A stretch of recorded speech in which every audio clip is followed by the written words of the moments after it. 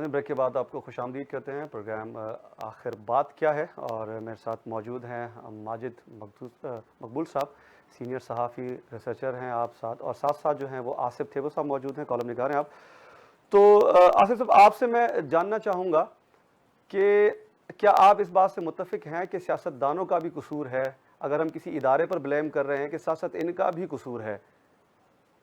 मुल्क आज जिस नहज पर है, जो करप्शन के हम मामलात देखते हैं, उसके अलावा बहुत सारी चीज़ें जो हमारे सामने मौजूद हैं कि एक दूसरे की हुकूमतें गिराने में भी इन सियासी जमातों का भी किरदार होता है। क्या कहेंगे इस पर आप?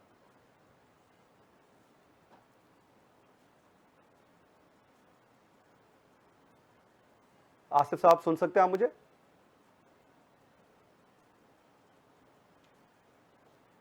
गलबन आसिफ साहब को जी अली आवाज़। आबिद, देखें पहले तो मैं जी माजिद जी साहब के जी जी अली जी जी। आबिद, मुझे आवाज आ रही है पहले? हम्म। जी, आवाज आ रही है आपको? जी जी, बिल्कुल बिल्कुल बिल्कुल। जी, पहले तो मैं इस बात को एक्सप्लेन करूंगा कि जो मैंने बात की थी कि 77 इरा से लेके 88 हम्म इरा तक जो ज़िया का पीरियड था, हम्म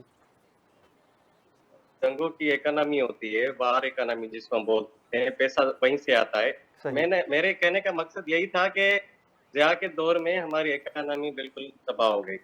दूसरी ये बात जो आपने भी सवाल किया हम्म कि देखें किसी भी मुल्क की तरक्की के लिए वहाँ के हुक्मरान तबका ही जिम्मेदार होता है। दूसरा, अगर हम साउथ एशिया में देख लें हम्म तो जाहिर है किसी मुल्क को हम एज अ मॉडल ले सकते हैं, वो हमारे सामने ही है। बांग्लादेश को अगर एज अ मॉडल कंट्री देखें तो उसका देखें, डेवलपमेंट सेक्टर हो, लिटरेसी हम्म रेट हो या इकोनॉमिक सेक्टर हो, वो हमारे सामने है। और दूसरी बात जो ये है कि हमारी जो डेवलपमेंट सेक्टर में जो इन्वेस्टमेंट होती है वो हमारे पास इतना इंफ्रास्ट्रक्चर हेल्थी नहीं होता। सही। दूसरा ये कि बाहर से जो हम एक्सपोर्ट वगैरह इंपोर्ट वगैरह का जो चीजें हैं, हम एक्सपोर्ट नहीं कर रहे हैं, इंपोर्ट कर रहे हैं। सारी हम्म चीजें हम इंपोर्ट कर रहे हैं। पहले यहाँ पे बनती थी, कारखाने लगते थे, हर चीज बनती थी यहाँ पे, लेकिन अब मसला ये है कि हम हर चीज इंपोर्ट कर रहे हैं। सही। तो जाहिर है जब आप हर चीज इंपोर्ट करेंगे तो आपकी मुल्क की इकोनॉमी बैठ जाएगी।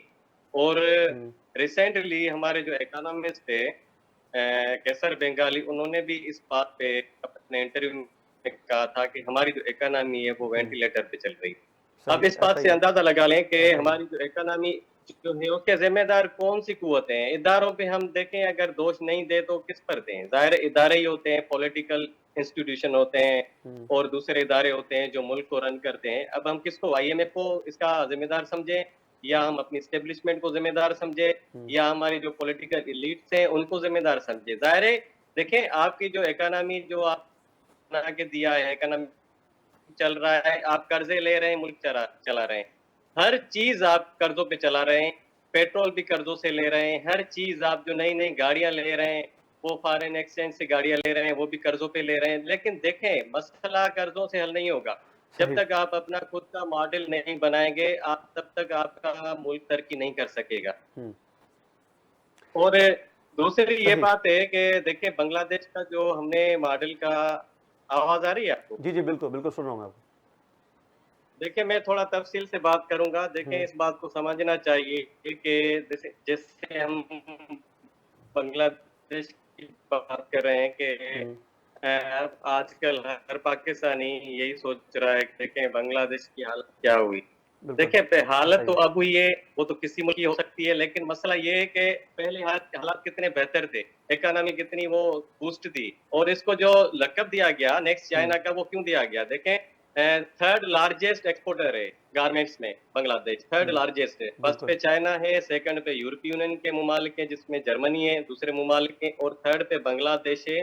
थर्ड लार्जेस्ट जो है वो गारमेंट्स में वो नंबर तीसरे पे है। और हम्म दूसरा जो है देखें, उसके जो है ना यहाँ पे डेवलपमेंट सेक्टर का जो है बांग्लादेश का भी, मैं आपको एक बात बता दूं हम्म कि वहाँ पे जो पॉपुलेशन ग्रोथ को किया गया, उसके बाद वो इंडस्ट्री के मतलब इंडस्ट्री को उन्होंने बूस्ट किया हम्म और गारमेंट थर्ड नंबर पर आ गए, और एजुकेशन में, लिटरेसी रेट में। और उनके यहाँ जो है ना, उनका बहुत रोल है, उनका जो सही। औरतों का जो रोल है इकोनॉमी में वो काफी अहम है।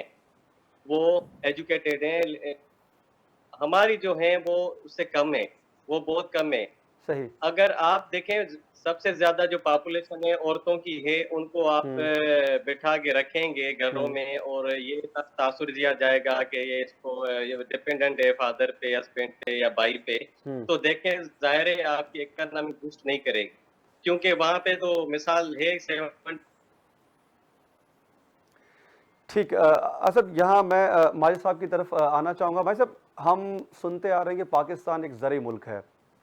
यकीनी तौर पर पाकिस्तान एक ज़रूरी मुल्क है, उसके बावजूद भी हम देखते हैं कभी यहाँ पर चीनी की शॉर्टेज है, कभी आटे का बहरान है।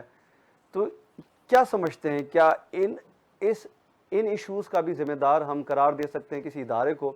ये तो उनकी नाअहली है जो गवर्न करते हैं, जिनकी हुकूमत होती है, उनकी पॉलिसीज़ होती है। अब वो क्या करते हैं, इस पर आप क्या कहेंगे? क्योंकि हाल ही में हमने देखा था कि इज़ाफ़ी गंदम जो है वो मंगवाई गई, उसके साथ इस पर भी जो है वो किसानों को बड़ा नुकसान पहुँचा। तो ये तो सियासतदानों की गलती है कि जो वो वज़रा मुंतखब करते हैं, उनकी तो बैड परफॉर्मेंस है, बैड गवर्नेंस जिसको आप कह सकते हैं।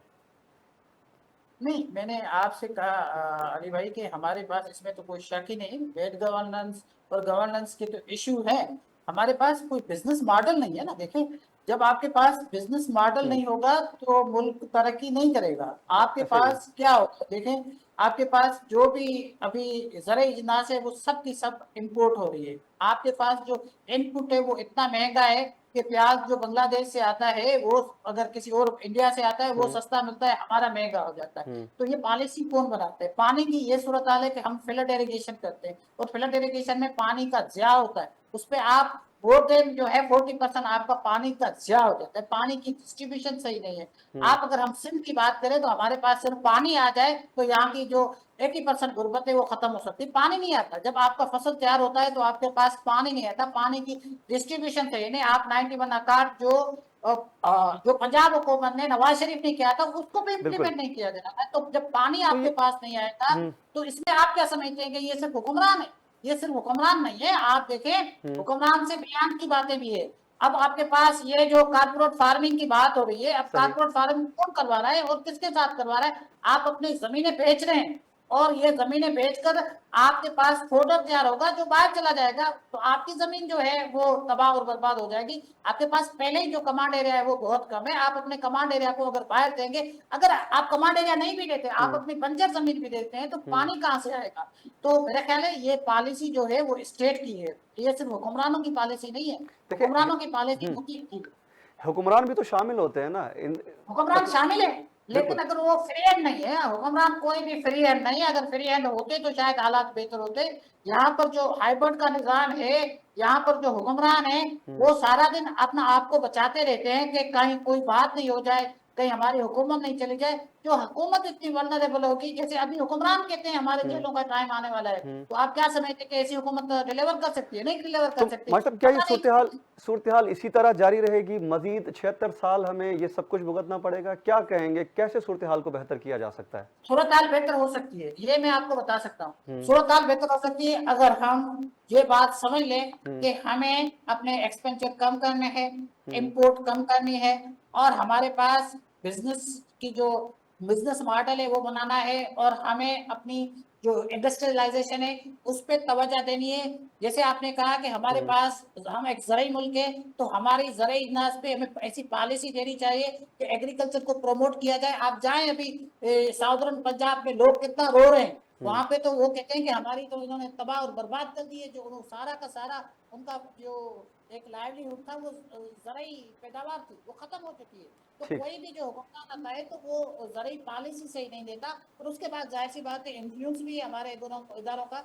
लेकिन जब तक आपके पास हुँ, एक गवर्नमेंट के पास जो अपने पावर को एक्सरसाइज नहीं करेगी और जो मजबूत गवर्नमेंट डेमोक्रेटिक गवर्नमेंट नहीं होगी, आपकी हुँ, पार्लियामेंट कौन सी लॉज बना रही है? वो सारा दिन अपना आपको प्रोजेक्ट और प्रोटेक्ट करते रहते हैं ना। बिल्कुल ऐसा ही है। आपके पास कोई कोई कोई लेजिस्लेशन होती है कि हम हुँ, एग्रीकल्चर के हवाले से क्या करेंगे, या हमारी कोई पॉलिसी देते हैं कि हम जो हमारे बिजनेस की पॉलिसी वो क्या होगी? हमारे पास जो कास्ट का बिजनेस है, कास्ट का प्रोडक्ट है, वो इतनी बढ़ गई है कि हुँ, हम जो चीज बनाते हैं उसे चाइना की जो सस्ती चीज होती है, तो हमारी जो बिजनेस की जो पूरे का पूरा देखो बिजनेस था वो तबाह और बर्बाद हो चुका है। आप जाए लाहौर में, आप इचरा मार्केट में चले जाएं तो वहां पर आपको हर हमारी लोकल मार्केट, लोकल प्रोडक्ट है वो भी वहां मिलती है। क्या वजह है? ठीक, इसकी आसिफ वजह साहब आप इस पे क्या कहेंगे? सूरत हाल को कैसे बेहतर किया जा सकता है या मजीद 76 साल हमें इसी हाल में रहना पड़ेगा? अली आबिद, देखें सूरत हाल को बेहतर कर सकते हैं, लेकिन उसके लिए 2-3 चीज अहम है। वो जैसे माजिद साहब कह रहे थे कि इंपोर्ट को बंद करना है, एक्सपोर्ट बढ़ानी है। बिल्कुल और दूसरी बात यह है कि देखें, हमारे पास एक फार्मूला होता है तयशुदा कि भाई प्राइवेटाइज करो इदारों को, सही। ठीक है। तो ये किसी का शेर है कि दिल को खुश रखने के लिए ये ख्याल भी अच्छा है, लेकिन ऐसा नहीं है। 92 में, तकरीबन 92 में 150 से 200 और बैंक्स जो हैं वो प्राइवेट की गए, लेकिन उससे कुछ फर्क नहीं पड़ा। सही। और दूसरी बात यह है कि अब अगर हम प्राइवेट करेंगे तो क्या होगा, उससे क्या बेहतरी आई है। चीजों को हम ऐसे देखते हैं, मतलब इतना लाइट लेते हैं कि हम इन चीजों को प्राइवेट करेंगे, इदारों को प्राइवेट करेंगे तो हमारे मुल्क की हालात बेहतर हो जाएंगे। ऐसा नहीं है।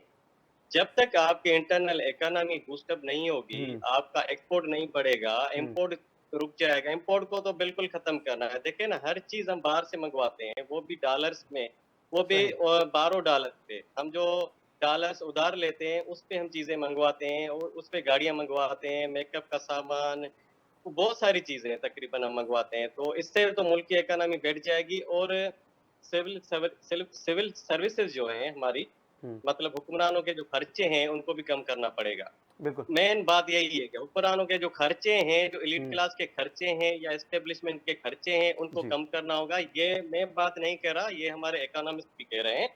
सही। आप अगर उनको सुनेंगे तो वो भी इस बात पे जोर दे रहे हैं कि भाई एलीट क्लास के खर्चों को और हमारे जो एस्टेब्लिशमेंट जो है, अशराफिया है, उनके खर्चों को कम करना हो। किफायत अगर की तरफ मुल्क को जाना पड़ेगा। बचाना है, मुल्क को बेहतरी की तरफ लाना है, तो उनके खर्चों को ज़ाहिर है कम करना होगा। देखिए, आप घर चला रहे हैं, आप घर के सरबराह हैं, लेकिन सही। आप देखें बारो मनी पे गुजारा कर रहे हैं। आप किसी से उधार लेके आप घर चला रहे हैं और उस पे आप अयाशियाँ कर रहे हैं, तो आपका घर कैसे चलेगा? बिल्कुल ऐसा ही आसिफ डेफिनेटली साहब, वो नहीं चलेगा आपका वक्त घर। की कमी है यहाँ पर। बहुत बहुत शुक्रिया आसिफ थिब्बत साहब आपका और माजिद मकबूल साहब आपका, आपने प्रोग्राम में अपनी राय शामिल की। नाज़रीन, दोनों मेहमान का यही कहना था, दोनों सीनियर सहाफ़ी भी हैं, एक रिसर्चर हैं, दूसरे कॉलम निगार हैं, कि हुक्मरानों को किफ़ायत शारी की तरफ जाना पड़ेगा और जो खर्चे हैं उनको कम करना पड़ेगा। साथ साथ तमाम इदारे, जितने भी इदारे हैं, उनको मिल बैठना होगा साथ में, और एक पॉलिसी तश्कील देनी पड़ेगी कि आखिर कब तक, आखिर बात क्या है और आखिर कब तक जो है वो मुल्क इसी हालत में चलता रहेगा। 76 साल हमें गुजर चुके हैं। अब यकीनी तौर पे